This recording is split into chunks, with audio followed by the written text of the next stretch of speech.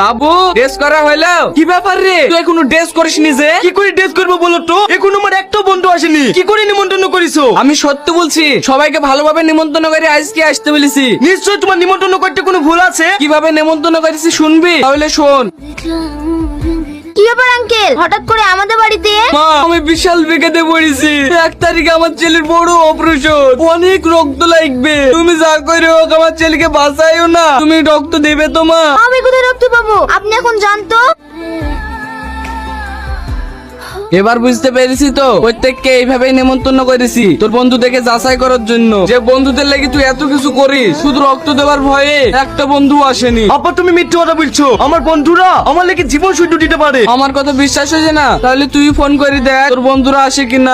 Hello Mampi. কি ব্যাপার, তুই সুস্থ হয়ে গেছিস? না আমি সুস্থ হইনি, তুমি আমাকে রক্ত দিতে আসবে নি? হ্যালো, কথা কেটে কেটে আসছে। হ্যালো, মাম্পি মোবাইলটা সুইচ অফ করে দিল।